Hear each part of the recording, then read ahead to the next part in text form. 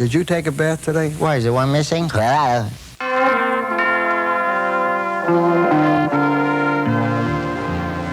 he is, students, Francis Llewellyn Poncherello, as he appeared in our school's yearbook.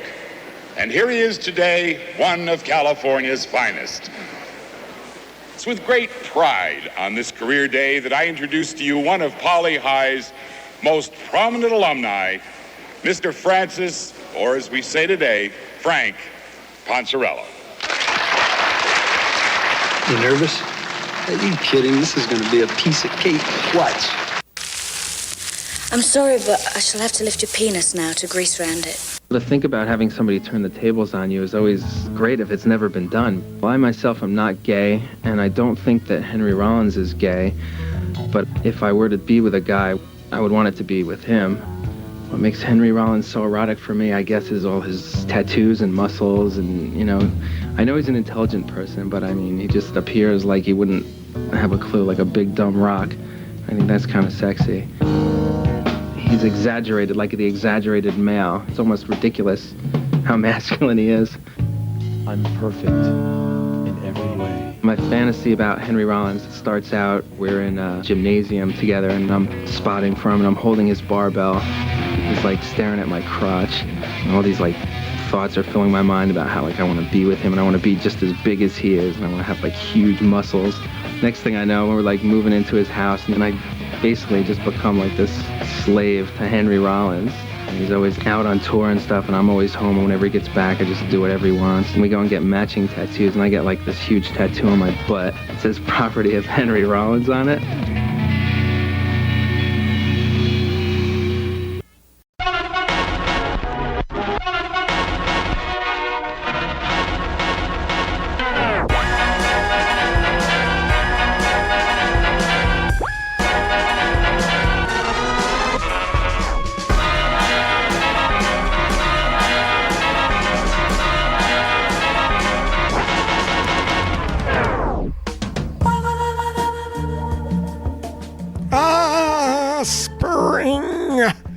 Flush with the bounty of a new harvest, brimming with the effluvia of a new dawn, mushrooming with the possibility of terrible metaphors. Yes, mushrooming. Another month, another episode. Thank you for returning. I do know that there are plenty of other things you could now be doing, such as getting a new Garfield tattoo, or learning how to bake bread into X-rated shapes, or fake laughing at Jay Moore's stand-up routine. Welcome back to a fresh episode of Doing It with Mike Sachs. I wanted to first talk about someone whose work has meant a lot to me over the years, the great Al Jaffe, who passed away this week at the age of 102. What a life this guy lived. Al was a genius, and he was a mensch, and he did more to modernize comedy than just about anyone. He was a top-notch artist and a top-notch comedy writer, and together, he produced some of the best comedic work of the 20th century. From the Mad Fold-In, which he invented, to snappy answers to stupid questions, which I always loved, still do, Al never talked down to his audience. And when you do that, when you see comedy written and drawn at its highest intelligence as a kid, when you see that, you never forget it. He never talked down to us, and we always appreciated that. Al influenced generations of comedy writers, including Jon Stewart, Weird Al, Stephen Colbert, Judd Apatow, countless others. Al never stopped producing work that often dealt with very adult issues, very dark issues, in a very satirical manner. He dealt with the gun problem, alcoholism, war, drug addiction. All this he wrote for kids, and I'll tell you, pre-internet, pre-cable, this was all we had, and this was really the best that was out there. There are quite a few books that have collected Al's work together, and I highly recommend that you seek them out. Beyond all that, Al experienced his mother being murdered during the Holocaust and some other very dark elements that humanity can bring forth, and yet through it all, his comedy never veered away from goodness. His lodestar was always aimed at righteousness, always aimed against cruelty, against bullies, against leadership without a clue, and we certainly see that these days. Al was an iconoclast in the best sense of the word, and he will be missed terribly. I interviewed Al in 2008 for my first book of interviews, and here's the kicker, and the piece reran on Vulture. If you're interested in such things, you might want to check it out. Al was a terrific guy, and I'm going to miss him terribly. As for current news, I put out a few books, 3 of which were re-released a few months ago. Woodmont College, a college catalog parody of the world's most mediocre boutique college that just happens to cost $150,000 a year. That is out now through Weekly Humorous Books. It was named one of the funniest books of the year by Vulture. Jack Handy calls it one of the funniest things he's read in years. Jerry Stahl says, "Welcome to Woodmont is fucking hilarious, and let me tell you something. If you can't trust a man who has written about writing for the show Alf while under the influence of heroin, I don't know what to say. You can trust Jerry Stahl." That book just hit the top 10 on Amazon for parodies, although I would say it was more of a satire, but why quibble?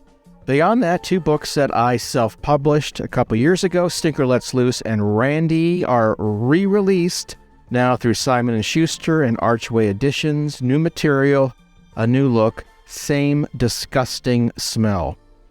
Now, on this particular show, I'm very excited to say that I had the honor of interviewing one of my favorite writers, the great Adam Gopnik of New Yorker. Really, one of the most accomplished, skills, and prolific writers I know that exists out there today. He's written for New Yorker for over 30 years and has published more than 10 best-selling books.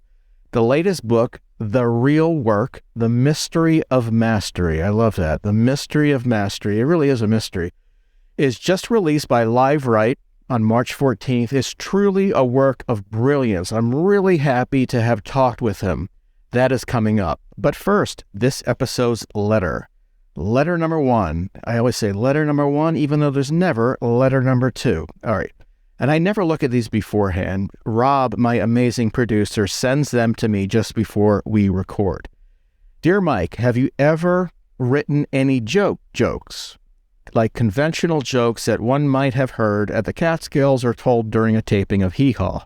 All right, I like that. KDP, Arapahoe, North Carolina. Oh, I used to go down to Arapahoe in the summers. I spent some of the most fun summers of my life down in Arapahoe at Camp Seagull. Jokes, traditional jokes. Yes, I love jokes. Jokes that your grandpa might have told. Traditional jokes that might have been told at the Grand Ole Opry. I really do love these. That's how I first got into comedy. And yes, I've written quite a few of these jokes over the years. I haven't in a while, though, but I decided to write 2 just for this very episode after I just read your letter. Isn't that amazing? You guys in the mood for some old-style jokes? Hello? Let's do it! Joke number 1. 2 women are playing golf. The first woman tees off and watches as her ball hits directly at a group of men playing at the next hole. The ball hits one of the men, and he immediately grabs his hands together at his crotch, falls to the ground, and proceeds to roll around in agony. One of the women rushes over to the man and begins to apologize. She says, "Please allow me to help. I'm a physical therapist, and I know that I could alleviate your pain if you'd only allow me to." "No, I'll be all right. I'll be fine in a few minutes," the golfer replies as he remains in the fetal position, still clasping his crotch. But she persists, and he finally allows her to help. She unzips his pants, puts her hands inside, and begins to massage him. She then asks, "How does this feel?" To which he rejoins, "It feels great, but truthfully, my thumb still hurts like hell." After a short pause in which nothing is said, there is this hilarious exchange. "You fucking asshole, you think you're so funny?" wisecracks the lady, beginning to cry. "Am I a joke to you? I spent 7 years training to become a physical therapist. My husband has MS. We're in debt for thousands. We have a 20-year mortgage locked in at 6.25% that's now underwater. I'm kicking myself for not taking the adjustable rate. My 1989 Pontiac Grand Am was impounded yesterday for expired plates by an enforcement officer named Buzzy. One of our dogs has a blocked intestine, and our cat, who's 24 if you can fucking believe it, may need a root canal. What I'm saying is my life is shit, okay? I'm not speaking in code here. My life is shit. I have 1 day off a month to play golf and relax. And this is how you act? You are no comedian. The man, too, begins to cry. He stands up. Wiping his eyes with his sleeve, he cracks wise. Listen, I'm slightly drunk. I typically don't even enjoy telling jokes. I find them really tiresome. Beyond that, I got my own problems. I just caught my wife cheating on me and was with her goddamn life coach. I have $100,000 invested in worthless Scientology cassettes, and I was charged nearly $2,000 last night at an all-you-can-eat seafood strip club brunch next to a second-rate airport. I'm traveling around constantly for my job. My boss daily refers to me as an asshole, and he's 25, and he smokes bubblegum-flavored weed from out of an e-cigarette in the shape of a breast. Not a smart guy. Seriously, he once told me that the first man to ever fly in an airplane was Orville Redenbacher, okay? Not bright. So please, just show me a little patience, and I promise you that I won't do it again, okay? Okay, quips the lady, still crying very, very hard. All right, then. Okay.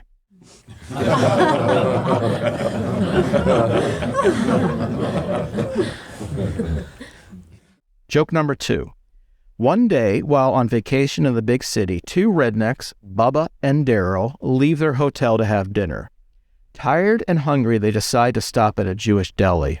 After having a seat, they ask the waitress what the house specialty is. She replies that it's matzah ball soup. A few minutes later, the waitress brings a bowl of soup to the 2 rednecks. They've never seen anything quite like this, but being hungry and being rednecks, they quickly eat the soup. After they finish, the waitress arrives. "So, how'd you like your soup?" she asks. To which Bubba zings, that was good. But tell me, do you Jewish folks eat other parts of the matzah or just the balls?" There is no laughter, just silence, broken only by the sound of the waitress grinding her dentures. Are they making fun of me, she thinks? Are they being cute? Where in the fuck do these 2 get off? "Are you making fun of me?" asks the waitress. "Listen," declares Bubba. "We're only making fun of ourselves, okay? We look just like 2 hicks, so we enjoy playing up the stereotype. This is not our first time in a deli, not by a long shot. No big deal, just a joke."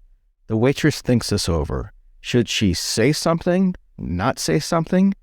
Let's face it, she thinks. She's 63 and doesn't have medical insurance. She wears a name tag that spells out the previous employee's name. She wears a pair of knockoff orthopedic shoes that look to be made from vulcanized rubber that she bought at the Dollar Shack. She subsists on cold cuts and generic off-brand juicy juice. And when she's bored, which is often, she scratches at her neck goiter and nervously sniffs her finger. In short, she's someone who sleeps in a government-subsidized apartment on a futon she found next to a dumpster behind a methadone clinic. She needs this job. She really needs this job. So, should she say something? Not say something? Decision made, the waitress impishly grabs the first item she can find, a wooden broom handle, and begins to swing wildly. "Well, this is what you get," wisecracks the waitress, now laughing very, very hard at the humor of it all. "'Cause I do not give a flying shit anymore, okay? So suck on this goddamn joke."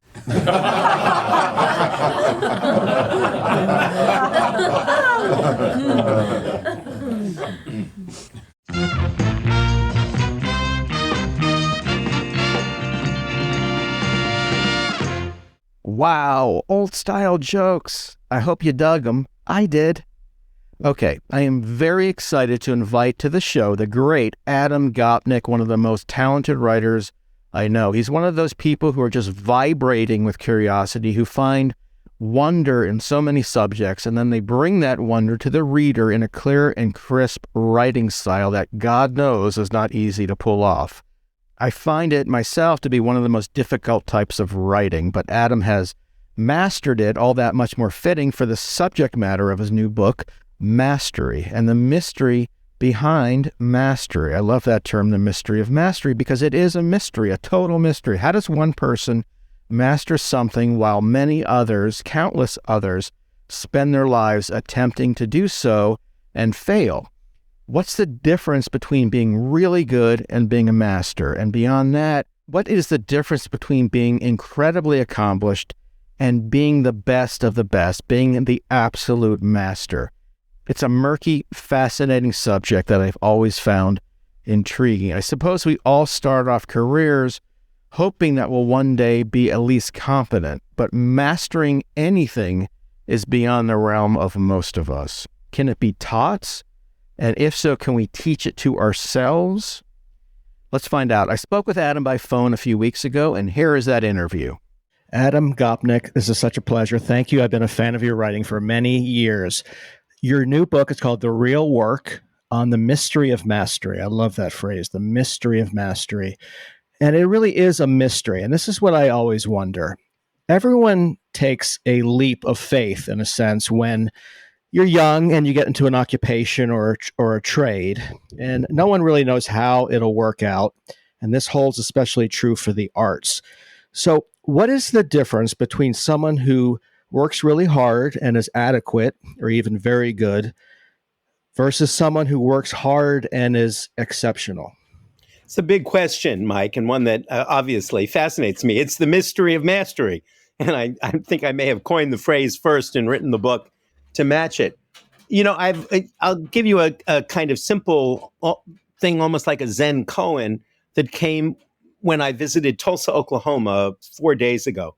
And they took me to the Bob Dylan Museum. They don't call it the Bob Dylan Museum. They call it the Bob Dylan Center.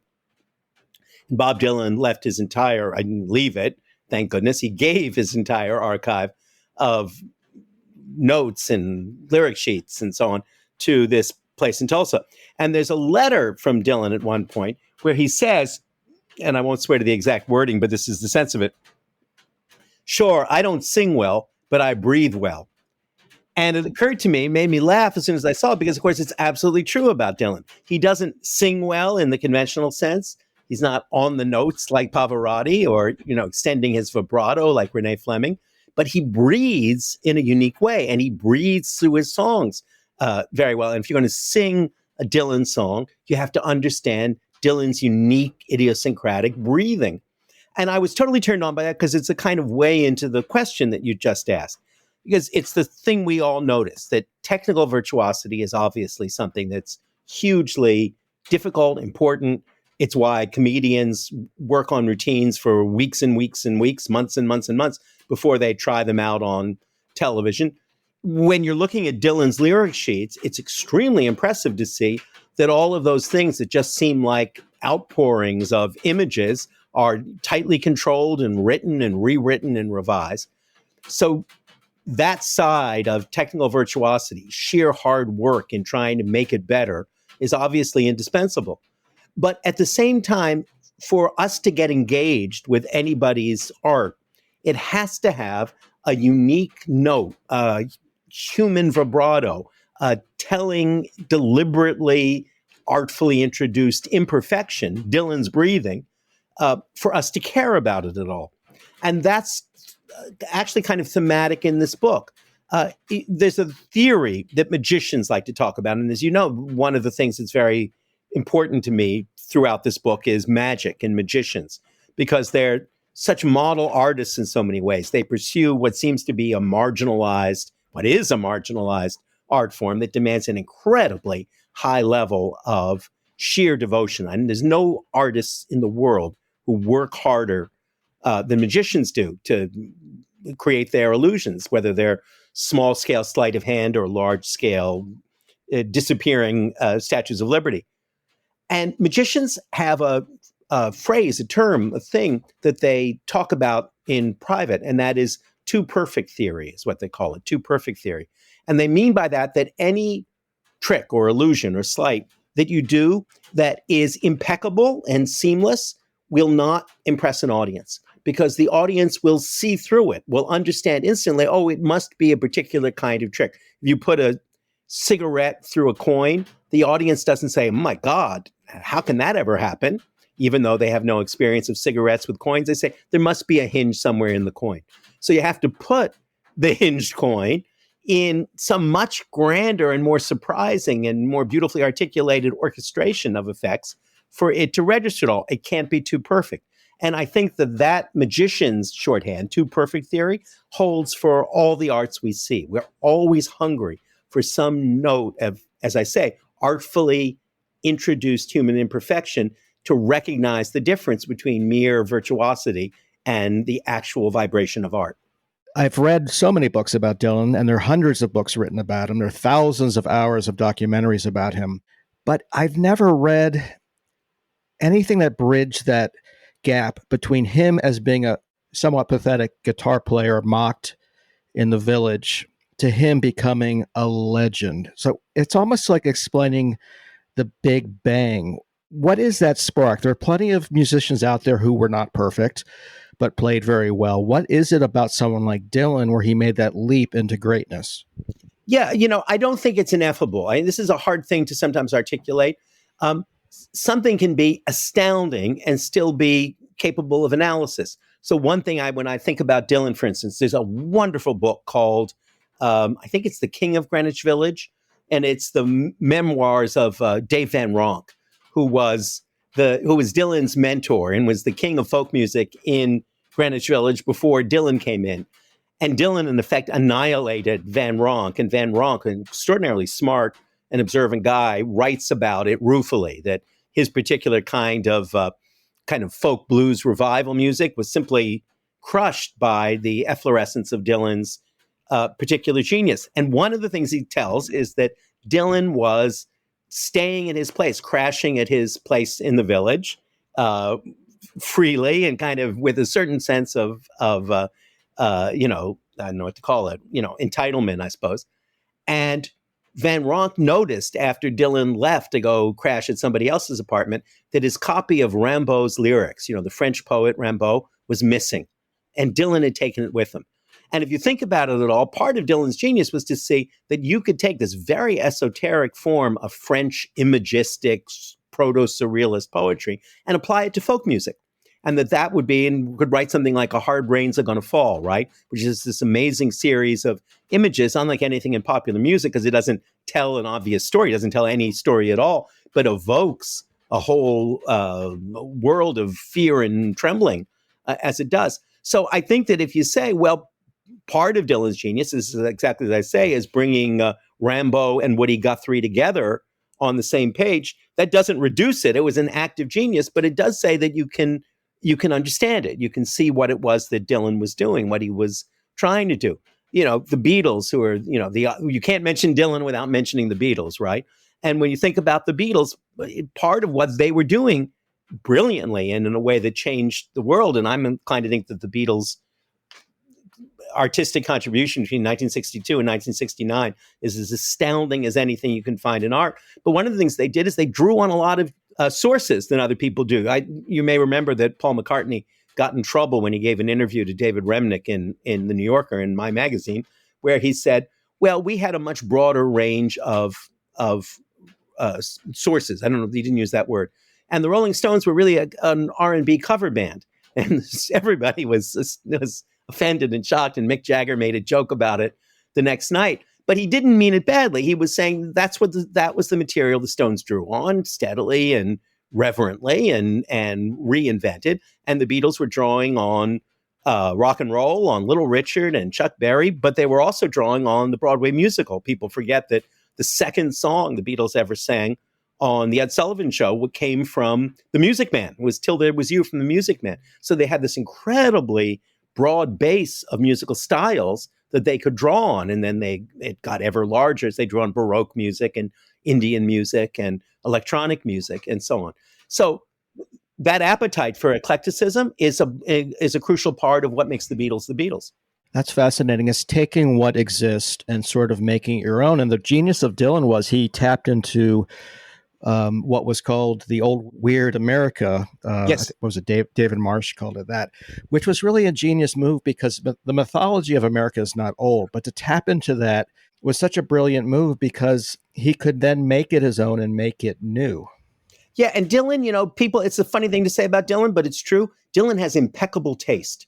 So if you read any of his writing on music, he knows great stuff to draw on when he hears it.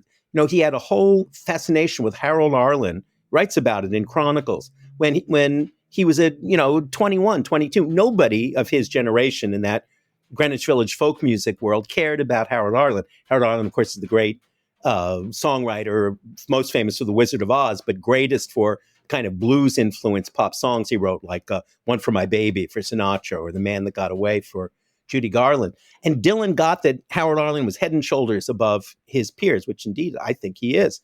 So having that kind of discerning taste is crucial to be Dylan. In another example of the same truth that artistic accomplishment can be astounding and ineffable, but still capable of analysis. It's Jimi Hendrix. I was at the Dylan Museum in Tulsa, and I was at the Jimi Hendrix Museum in Seattle, right? Everybody now has got an archive and a museum. And of course, the thing about Hendrix is that he was an incredibly technically proficient blues guitarist before he became Jimi Hendrix, right? And he was James. I used another name, actually.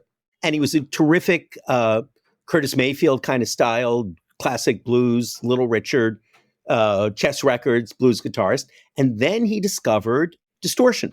Then he discovered that this thing that everybody was trying to avoid, everybody was trying to keep out of their music, the amplifier distortion, was actually a very powerful expressive device. It was kind of like it made the guitar yowl like a wounded man. And by seeing the artistic potential in distortion, the very thing that had been pushed to the side you weren't supposed to touch, that's the moment when he became Jimi Hendrix, when he became this extraordinary original artist. And I think that pattern of finding something that's been marginalized or that your cohort doesn't pay sufficient attention to, like Rambo in Greenwich Village in 1961, or like Howard Arlen, or like the distortion of the amplifier, and pulling it into the center of things. That's not a recipe, Mike. It's not a recipe for how it's done. There never will be a recipe, but retrospectively, it does seem to be a pattern in how art gets made. And it seems to surprise the artists as much as others.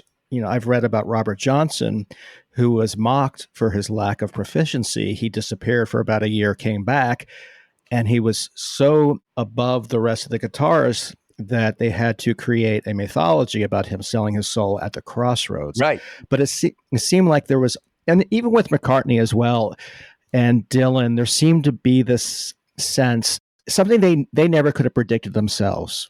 Never could have predicted it, and wouldn't have known that it was going to happen. And that's one of the themes of my book, if I may, of the real work, is that we discover those things in the process of doing them. Necessarily, it's not something you can deal with abstractly. All of the mastery that I'm writing about in this book, in a certain sense, is corporeal, body driven, internalized, right? Like learning to draw or learning to box. Those are all things that engage your mind in a very profound way, but they're things you can only learn by in planting them in your body. The example I always give is I'm no kind of jazz guitarist, but when I was 12 years old, I had a folk guitar in my hands, and I laboriously learned how to play Yellow Submarine, C, G, D, E minor, A minor, and each one of those chords, as I struggled to get my hands around the neck, and as my fingers bled from the steel strings, each one of those chords was an incredible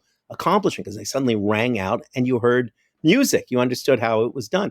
And everything I've done since is based on the foundation, if you like, the pedestal of that moment of recognizing that if you persevered painfully through all these stubborn small steps at a task, it would almost magically over time become this seamless sequence that you could not only enjoy, but you could play for girls. I know you love and think a lot about comedy, Mike. And one of my favorite demonstrations of how that same kind of process, not the process of steps into a sequence, but of moving something from the margins into the center works, is that Albert Goldman is rightly not well remembered for the book he did on Elvis and the book he did on John Lennon, but he wrote a very good book about Lenny Bruce. I don't know if you ever read it. Called Ladies and Gentlemen, Lenny Bruce. And one of the points he makes in that is that everything that Lenny did that shocked people in the 1950s and 60s were exactly the way comedians talked to each other in diners and automats in the 1950s. And it was a famous guy named Joe Ansis, who no one had ever heard of, who was Lenny Bruce before there was Lenny Bruce, but he just did that stuff for other comedians. Exactly the same kind of outrageous, foul-mouthed, pop culture bound parody and so on. And one of the things that Lenny Bruce was doing was talking to an audience the way comedians talk to each other. And that's, again, an example of how that kind of artistic creation happens, I think. You talk about taste, which is a major component of success. Can you teach taste to someone, or does it have to be self-taught? I don't think you can teach it, but you can show it, if that makes any sense. That one of our tasks as teachers, one of our tasks as parents is to make sure that the stuff is around. I don't think you can thrust things into someone's hands, although sometimes you can. If somebody is, I don't know, is, turned on by the poetry of Sylvia Plath, and you say, if you're turned on by that, you should try Elizabeth Bishop. And they do. And they say, oh, wow, that's even better than what I heard before. You know how that is always. You do that. We do that with music. We can guide people to better things. You can't force people to better things. You can put a plate of good food in front of somebody, and that tends to be more effective than telling somebody only fools and idiots like fast food, which doesn't work and shouldn't. You can offer taste. You can offer a broader spectrum of things. And one way you do it is by not being shy about it, not being shy about asserting your tastes and values, and with the understanding that they're fallible and tentative and imperfect. But at least that's always been not just my child rearing theory, but also my teaching theory. Make stuff available. One thing I have learned from interviewing comedy writers is it's not just what you know to do, it's what you know to avoid. Yep. And you have to read not just the good, but the bad to know not to go down certain paths. Have you found that to be the case? Absolutely. It comes back to what we were talking about magicians, right? Exactly what magicians are good are trying to do. And that's when magicians tell you, you don't do magic with your fingers, you do it with your mind. That's exactly what they mean. They mean that you have to know what the audience thinks is corny. You have to be one step, if not two steps, ahead of the audience's expectations. No magicians are greater masters of this than Penn and Teller. And one of the nice things and little things in the book, I think, is that Teller speaks in the book. I got to spend time with Teller, who is, as you can imagine, an incredibly articulate, smart, and intellectual of magic. And Penn and Teller, are constantly two steps ahead of the audience. When they do the sawing a woman in half, right? They do it with a showgirl. They shrug and say, you all know how we do this. And then they show how sawing a woman in half normally happens. And then they pretend to have made a terrible mistake, and she's sawed in half, and it's a Grand Guignol moment with blood and guts spilling everywhere, right? And the audience knows to laugh, right? Because they understand that they're being played with, that Penn and Teller are leading them down a totally unexpected path of illusion and exposure and shock and comedy.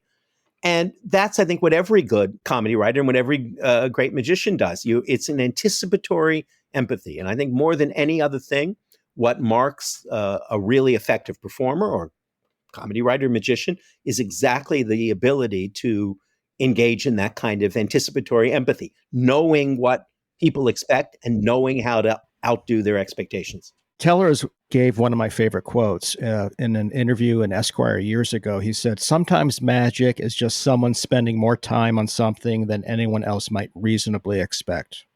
Yes, and that's exactly what the great magicians, including Teller, do. Another lovely thing that Teller talks about in my chapter on the art of magic is the power of beauty. The best illusions that he's ever seen in magic are just bring tears to your eyes because they're so beautiful. They don't have to astound you. They don't have to take the top of your head off.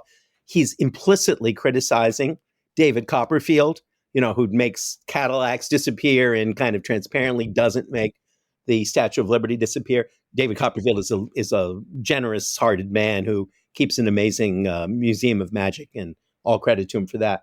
But Teller's point was that there are certain kinds of magic. He was talking about a famous illusion where you have he has done, where you have a flower in the foreground, which seems to be casting its shadow on a white paper in the background, but the shadow and the flower respond differently to the scissors of the magician. And as he says, it's simply beautiful. That's what makes it extraordinary. It's simply beautiful. It's all sort of a magic trick, isn't it? One of the links between people in comedy, a lot started off as fans of magic. And when you're up on stage telling jokes, you can see the similarity between timing and feints and all of that with someone up there who's trying to make an audience laugh. Absolutely. Well, prime classic example of that is Steve Martin. And serendipitously, I just finished a project with Steve, which will be out shortly, which is, during the pandemic, we had a series of conversations together right after the pandemic. And Steve, in those conversations, the first thing he talks about is magic, falling in love with magic, learning magic, mastering magic, and how magic is the foundation of everything else he did, led him into comedy, because, you start by making jokes while you're failing at tricks. It's true about Woody Allen, too, who was a magician in the first instance and then a comedian in the second instance. And Steve talks very eloquently about it. He talks about the art of misdirection, I think it's called, something like that. Anyway, as being still the Bible of performance for him. It's a book for magicians, but it's applicable to every performing. It includes things like that famous commandment: don't run if they're not chasing you, and which is what magicians say to each other. And they mean by that, don't over-explain what you're doing. You don't have to say, you can see there's nothing up my sleeve. The audience isn't thinking that there's something up your sleeve. Don't run if they're not chasing you. And I think that's broadly true for comedians as well, right? We all know what it's like to see a comedian who's unduly nervous about about setting up everything. The audience is ahead of you. The audience will get the joke if you do it with minimal economy. So I think, yes, that's so. Let's talk about your mastery as a writer. Do you think of yourself as a master writer? Yes and no is how I would try to answer it honestly. I'm both too old and too conceited not to think that after 40 years of doing this and literally millions of words published, that I think I'm pretty good at what I do. I know no one works harder at the shapes of sentences than I do. I do it 6 hours a day, 7 days a week, and I have not taken a holiday from it, not Christmas or Thanksgiving, in 40 years, almost 40 years now, 37 years. So yeah, I feel that I know something about what I'm doing in the same way that Teller knows something about magic and so on. I don't think that, because I think one of the things that's true about the thing that we do as our vocation is that we're always necessarily dissatisfied with our own performance in it. We all see, I was writing this once about a great winemaker named Randall Graham. And what makes Randall touching and hilarious is no matter how good the wine is that he makes, and he makes wonderful wine, he always takes a sip and kind of sighs. It's just not good enough. And he sees not the scale of his accomplishments. He sees the space between the scale of his ambitions and the scale of his accomplishments. And his ambitions are so enormous to make a wine as great as anything in California, as anything produced in France, that's all he sees, is the space between his ambitions and his actual accomplishments. All the rest of us just see the scale of his accomplishments. And I think that that's true about everybody who's obsessed with one particular art form, is that whether it's writing or winemaking, is that's all you see. And that's all I see when I read something or reread something of mine, is all the ways it could have been better, the wrong word, the wrong sound, the wrong shape. How many years into writing did you feel that you weren't being mastered by writing, but rather you now had a hold of some sort over the technical aspect? When did you feel that you had full control of your toolbox? That's a great question. And I can answer it kind of exactly. I wrote about this in the book 2 books ago, a memoir about arriving in New York called At the Stranger's Gate. All the entrances to Central Park have poetic names, and one of them is the Stranger's Gate. So I used it to describe a kid from Canada, 2 kids from Canada, my wife too, coming in at the Stranger's Gate. And I, had all the bad habits of a graduate student, because I had come to New York to be a graduate student. I'd come to New York to be a writer, but that was the way I could get a fellowship to pay, $150 a month rent. And I had to unlearn all the bad habits that graduate students get into, which is chiefly trying to write with buts and yes, that is, making everything contentious. Mike Sachs says about comedy that it takes enormous work, but in my view, and that's the way you're trained and rewarded to write as a graduate student. And I was sitting in my tiny basement room, 9 by 11 room I shared with my wife, and I wrote a sentence. I am a student at the Institute of Fine Arts, and I work part-time at the Frick Art Reference Library. That seems like the least spectacular sentence in the history of English prose.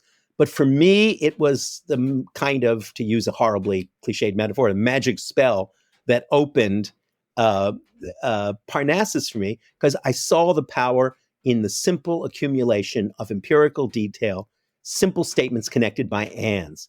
And the moment I began to write with ands rather than with buts was the moment when I first sensed what it was to be a good writer, and did it.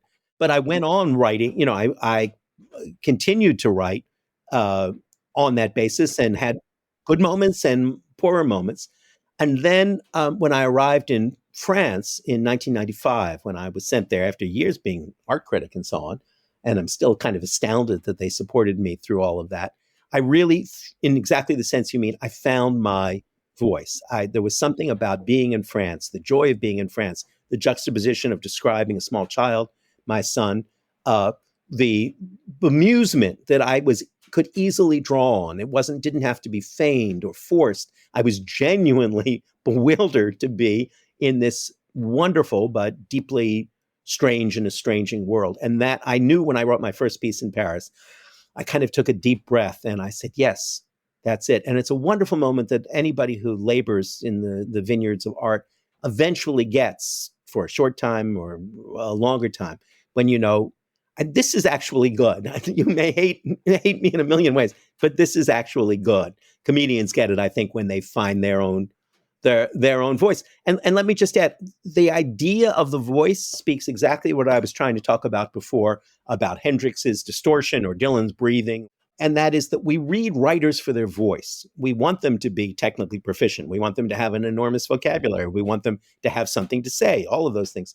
But when we open a book by a writer whom we love, whether it's Alice Munro or David Foster Wallace or J.D. Salinger, we immediately kind of relax, breathe deeply at the sound of their voice on the page. And we don't have to wait till we get to the end of the book to know whether we like it or not. We like it from the beginning because we're happy in the company of that voice. Now, that voice may be fabricated, as I was trying to describe. It may have taken the writer years and years and years of effort and artifice to arrive at her natural voice.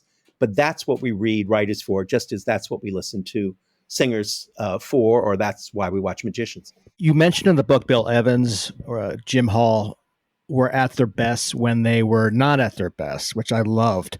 It reminded me of something Larry Gelbart once told me. He said, your writing style becomes what you are not capable of writing, that you sort of back into it. And he wasn't capable of writing a lot, but he was capable of writing something very well, a comedy in his own voice. And I think that's an important lesson for young writers. You don't have to write everything or even anything that doesn't interest you. The reader can tell when you're being natural and when you're being honest in your voice. And I think that comes through in the writing and in anything else, any other creative endeavor. Absolutely. And that, I sometimes say people are, because I give lectures a lot. Sometimes the lectures are on fairly, I don't know if they're esoteric, but fairly ambitious subjects, the history of American art or the relationship between Galileo and Shakespeare or Lincoln and Darwin or something. And what I've always noticed is that people in the aggregate, a room full of 100 people who are listening, are maybe slow intellectually. In other words, I don't know if they would pass a pop quiz you gave them immediately after, but they're incredibly smart emotionally. They know when you're speaking from your heart. They know when you're fully engaged, and they know when you're not. They spot it in a second. And that's what they're reacting to. They may not understand all the ideas, but they immediately understand your passion for the ideas. And that's what they react to. Larry Gelbart is a genius. And he actually, I think there's a quote from Gelbart in my book, because he said my favorite thing about musical theater, famous in musical theater. He said, if Hitler is alive, I want him to be out of town with a musical, which is the summing up of it. But I would just take it one step maybe further, Mike. Not only should you be relieved that there's only so much you can be good at and you should write from that place, but very often the thing we're best at writing sits at exactly right angles to our natural temperament.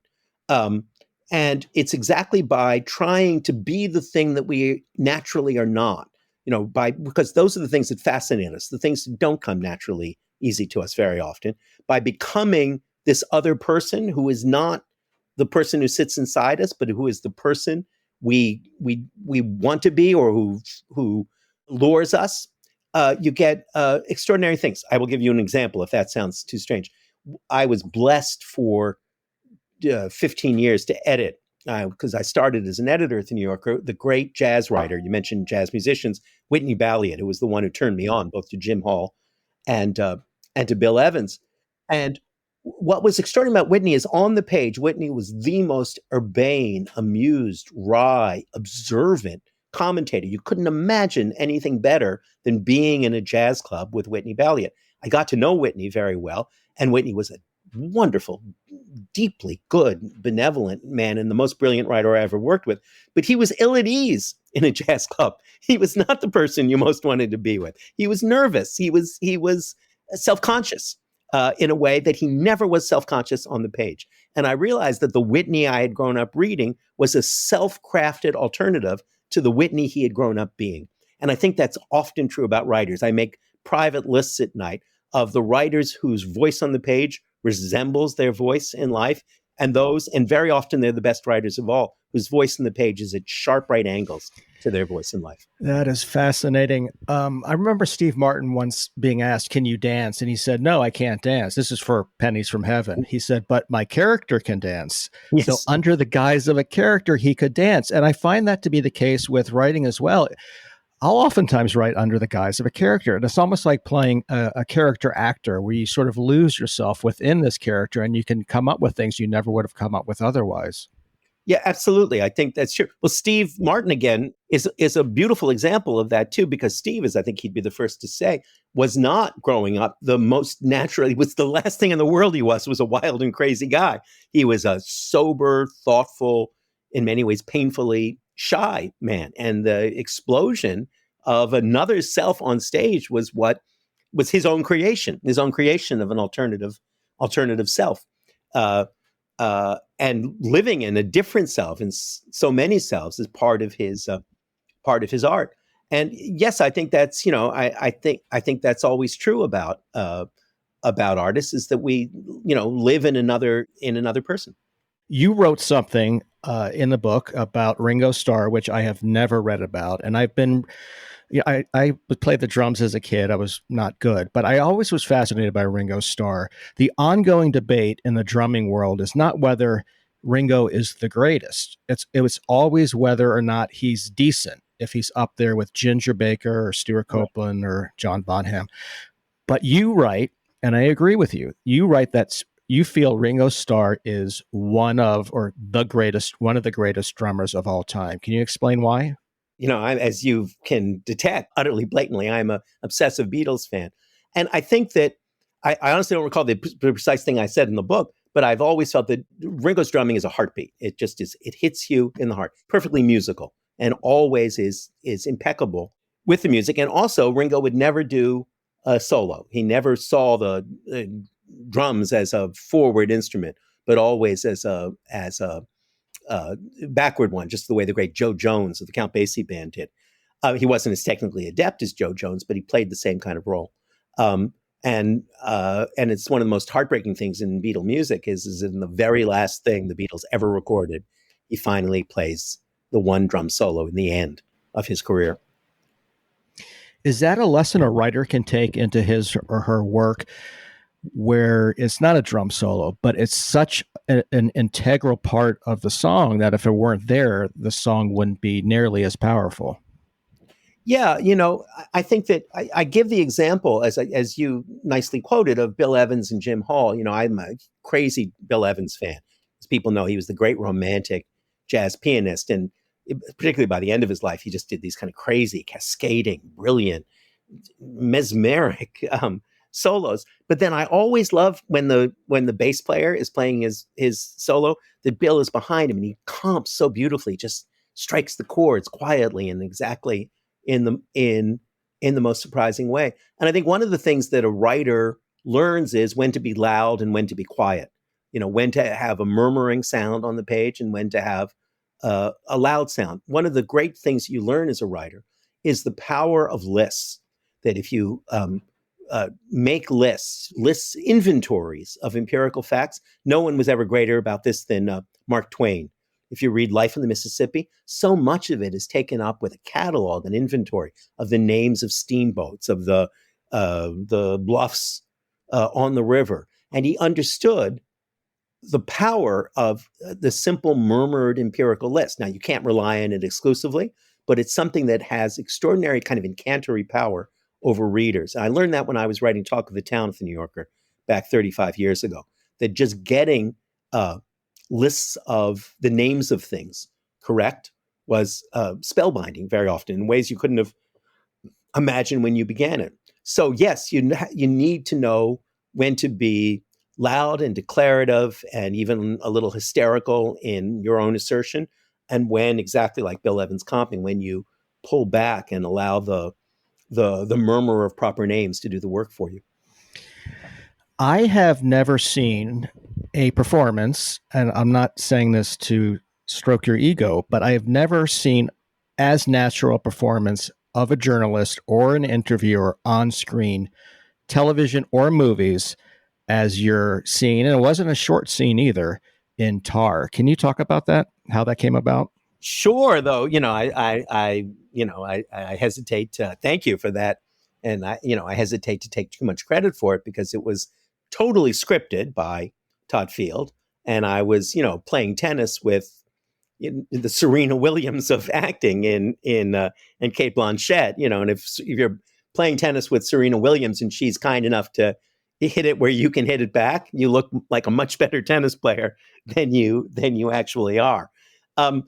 So the only thing I'd say to it is, the story is that Todd Field called me and said, I've written a new movie for Cate Blanchett. I didn't know him at all. And there's a character in it named Adam Gopnik. And I wonder if you'd consider playing him, which was such an irresistible invitation. But I first said no, because, I'm a serious writer and, I write about gun control and mass incarceration. And I was uneasy with the idea of appearing in a cameo. But then he sent me the scene he had in mind. It was really rich and as you say, long and interesting. And who could resist spending time with Cate Blanchett? And as I tell the story to everyone is, he said, it's too bad you won't do it because we'll bring you and your wife to Berlin for a week. And Cate will be so disappointed that she won't be able to do the scene with you. And we'll have to get some inadequate actor to portray you. And at that point I said, hold the phone. I'll call Mr. Gopnik to the phone. That's an old, old Woody Allen joke. I won't try and sneak it past your listeners who will recognize it. It's a Woody Allen joke from around 1964, but it's exactly what happened. And I said, maybe let me think about that. The only thing I'd say is I was very conscious. I hope it's not a self-conscious performance, but it was consciously a performance. I had a script that I was playing. It was not what I would have said or the things I would have, not the way I would have interviewed Lydia Tarr. It was the way this character was interviewing Lydia Tarr. It wasn't a million miles away from how I would interview Lydia Tarr, but it wasn't me writing it.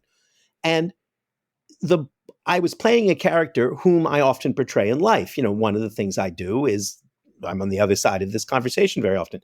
I'm doing a conversation on stage with Stephen Sondheim or Steve Martin or someone else where I'm trying to draw them out in as inviting a way as I can. So that's not me, but it is a part I play. So it was doing that was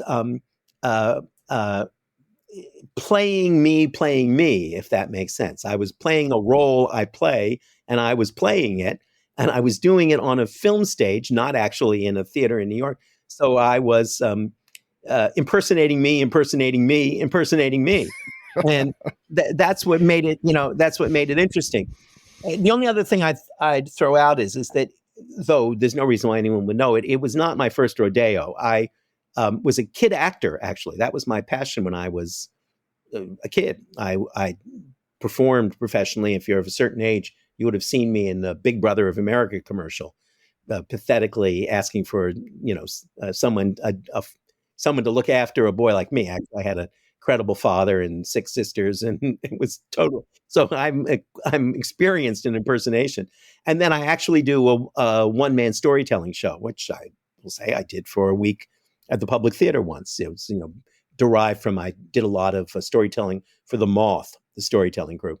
So I'm a ham is the simple way of putting this. I am an incurable ham, or that should be a well-cured ham. So it was not unfamiliar for me. Well, that makes it even more impressive. I mean, if you're 3 generations removed from who you are in real life, and it was certainly not a hammy performance. So much so that I blurted it out in the theater. I could not believe that, first of all, it was you up there playing yourself, but so naturally. And to hear that it was scripted, I just assumed it was all improvised, because that's the hardest type of dialogue for a writer to recite is off the cuff dialogue like that. No, it was all scripted. It had to be scripted because it was making expository points. It was a very brilliant and audacious idea on Todd's part to do the exposition that directly, that unmistakably. Screenwriters are always struggling with exposition. How do you tell the backstory? It's a famous joke. My wife makes movies. The line is, yeah, I do it. I owe him because of the thing with the guy in the place, right? That line that you have to say to explain the motivation. The thing with the guy in the place, whatever the thing is with whatever the guy is, wherever the place was. But it was all scripted, and in fact, I had a moment when I was doing it when I recognized there was something inconsistent in it. And that is that it wouldn't make sense for Lydia Tarr to have studied with Leonard Bernstein, because Leonard Bernstein died in 1991, and it just didn't make sense. And I was being a good little actor. I was doing I said, Todd, can you help me with this? I don't think the dates would make sense here. And Todd just gave me like a steady, opaque, you're here to play the part, not to work on the movie.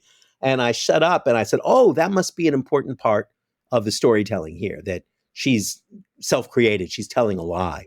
And in life, I think I would have caught that, and I would have made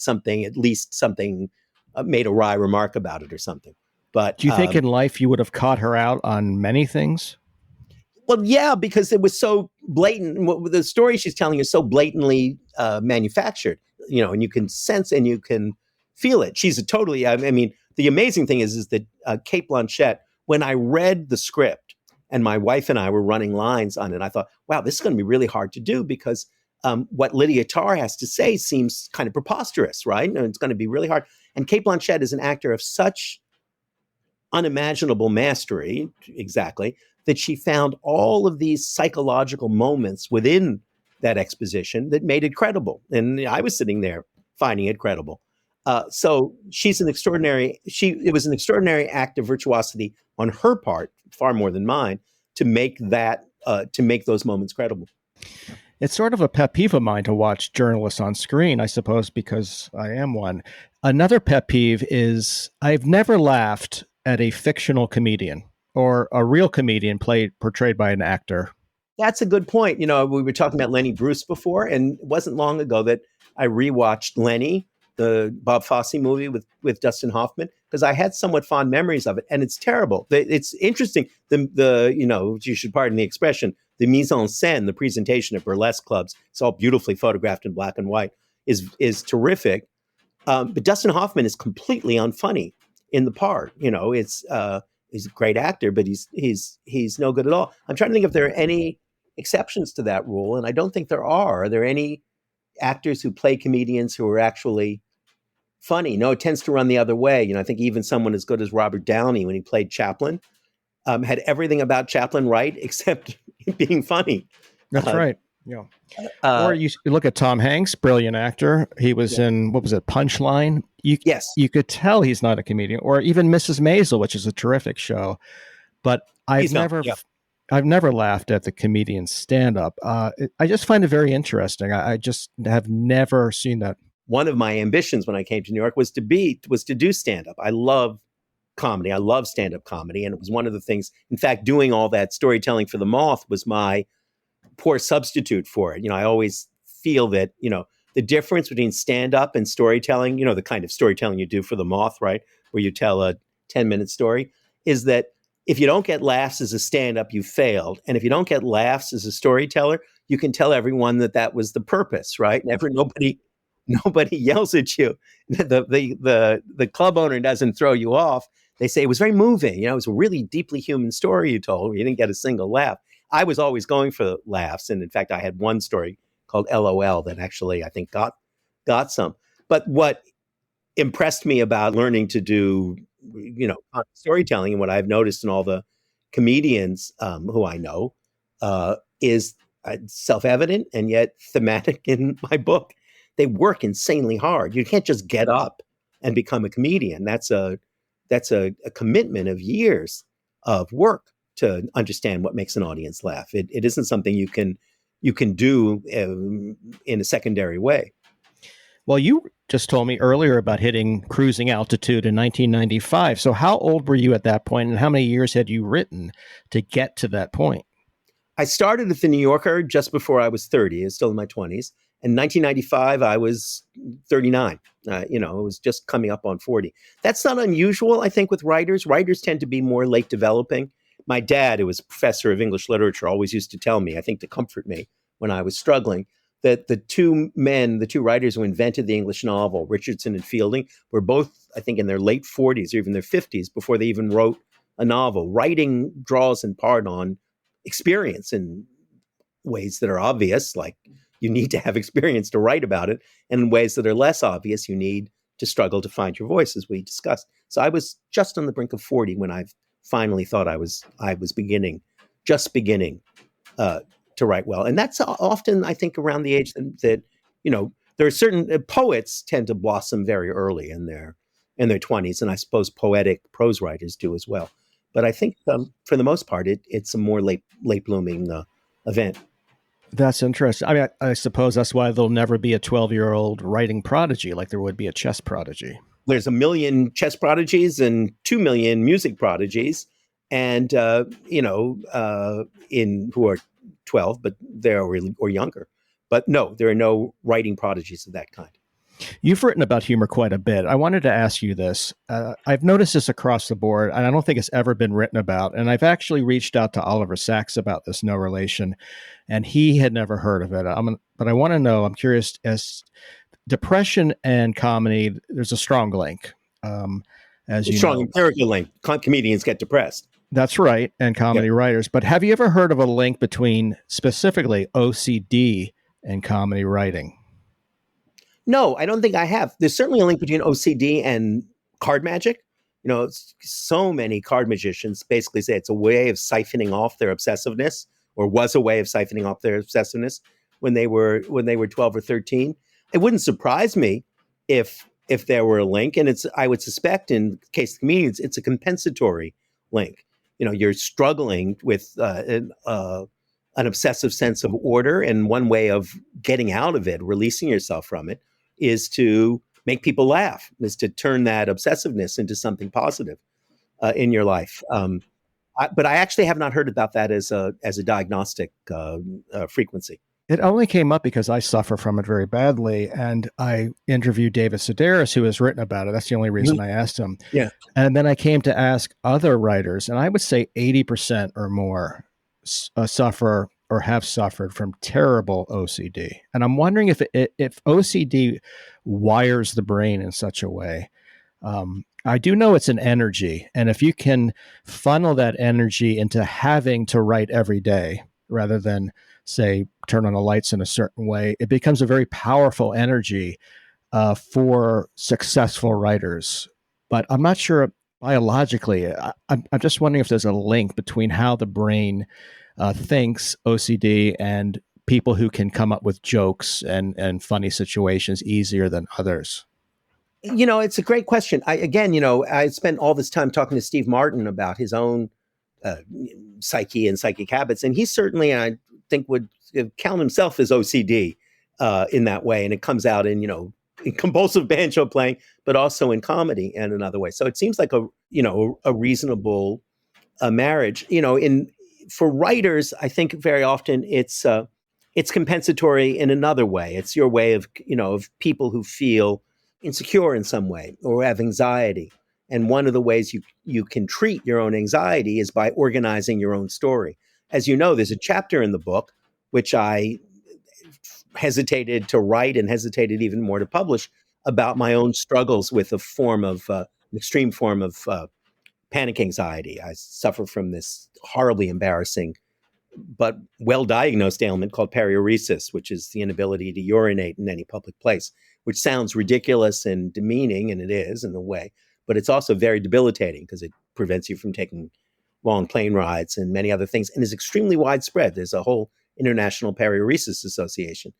And I think there's no question when you're struggling to treat it, with the help of a good cognitive behavioral therapist, that the very things that, you'll allow me to say, make me an observant writer also make me an overvigilant peer, that I'm acutely conscious of the presence of people outside the door of the plane bathroom.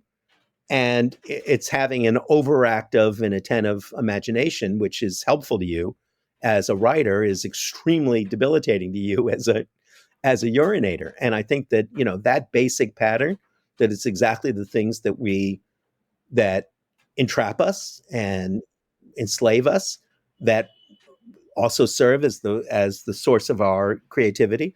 That seems to be a pretty golden rule. That is, yes, interesting. I suffer from something myself, fear of vomiting. And Oh, yeah.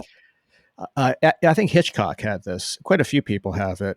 But the thought of being given Ipecac to overcome my fear of vomiting is so awful that I don't know if I could ever actually do it on purpose. But it is debilitating. It really comes up everywhere. Yeah, and well, that's a beautiful example of having this exactly the same kind of anxiety disorder, right? It sounds silly, and you say, "Well, what do you mean? No, you can vomit? No, it's not going to do you any harm. People do it all the time, right?" And I understand, and that doesn't sound that way to you, and it doesn't feel that way. The one thing that I learned and the reason why I decided to write the chapter and publish the chapter is that it seemed important to me at one.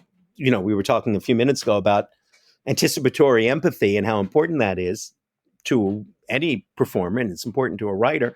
And one thing that I had become aware of in my own search is what you just revealed graciously, and that is everybody's got something. Everybody's got something. Every single person you look at is struggling with something, and for the most part, something that they find privately shaming or that they're embarrassed about. They can't take an MRI because they're terrified of being in that tiny space, or they have erectile dysfunction, or so many young women have eating disorders, right? And everybody you're sitting with on the subway car has got something, is struggling with something. So I wanted to suggest that and to say that, but also because the way, and here I would urge you to go. I dare say you have done this, but the way that we disassemble those anxiety disorders that enfeeble us and imprison us, I discovered is the same way we master things we want to master. It's all small, awkward, painful steps that if you practice long enough, somehow begin to become a sequence, even if it's only the sequence of a stream of urine coming out in a public bathroom. And that's a positive thing. We have to disassemble the disorders that enslave us in exactly the same way that we assemble the orders that empower us. And so, I dare say you couldn't take something that would make you vomit, but if you could begin that march up the hierarchy, the exposure hierarchy, as they call it, where you're at least considering it, it's astounding to me how effective that kind of therapy can be. It seems to be the one therapy that actually works on anxiety disorders, at least, if not on the more painful kinds of psychic ailments. So it opened up your life, but did it affect your writing at all? Well, it affected my writing in as much as it gave me a terrific chapter in the book. Writers are at least this writers are very utilitarian. Anything that gives you great copy is a blessing. I think it affected it only in as much as, Mike Nichols once said that everything that we in everything you do, whether it's a book or a movie or stand-up, which of course he did brilliantly, or in improvisational form, or a musical, there should be one thing where everybody involved in the project looks at each other and says, we can't really get away with that, can we? We can't really do that, can we? We're not really going to try that, are we?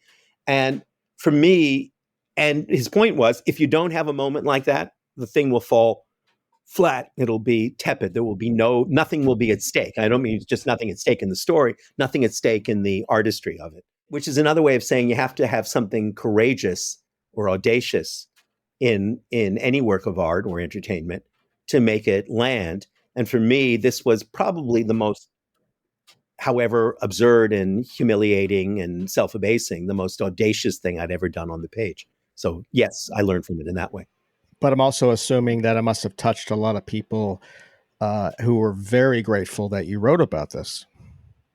It's been I will tell you truly, Mike, that, I've been out, my great uncles were all boardwalk barkers in Atlantic City, selling starch and irons and all those things. And I have that in my soul. So I've been out on the road for 2 weeks selling my book, and it has been deeply moving for me, the number of people who have come up to me and said, that was the chapter that mattered the most to me. And they say, I never expected you to write that.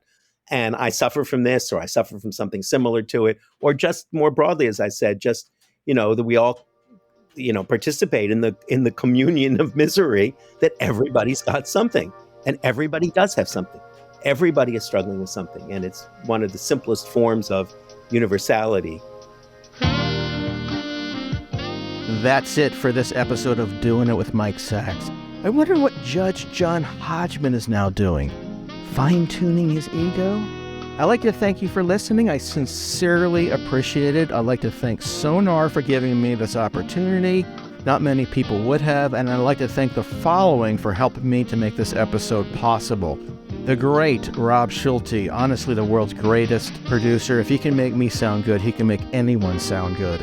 Thank you to Adam Gopnik, the world's best magazine writer. Adam's new book is called The Real Work, The Mystery of Mastery, and is out now through LiveWrite. I highly recommend it. It's truly brilliant. Thank you, Adam.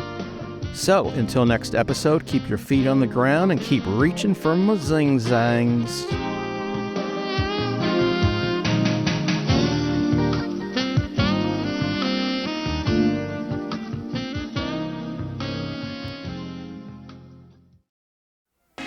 We're gonna go on a little trip.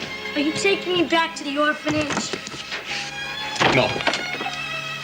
Then where are we going? I don't know, but wherever we go, there's no rule that says I can't be your father. I love you, Fonz. Love you too. Let's go. We're gonna go on a little trip. Are you taking me back to the orphanage? No. Then where are we going? I don't know, but wherever we go, there's no rule that says I can't be your father. I love you, Fonz. Love you too. Let's go. We're gonna go on a little trip. Are you taking me back to the orphanage? No. Then where are we going? I don't know, but wherever we go, there's no rule that says I can't be your father. I love you, Fonz. Love you too. Let's go. We're gonna go on a little trip. Are you taking me back to the orphanage? No. Then where are we going? I don't know, but wherever we go, there's no rule that says I can't be your father. I love you, Fonz. Love you too. Let's go. We're gonna go on a little trip. Are you taking me back to the orphanage? No. Then where are we going? I don't know, but wherever we go, there's no rule that says I can't be your father. I love you, Fonz. Love you too. Let's go.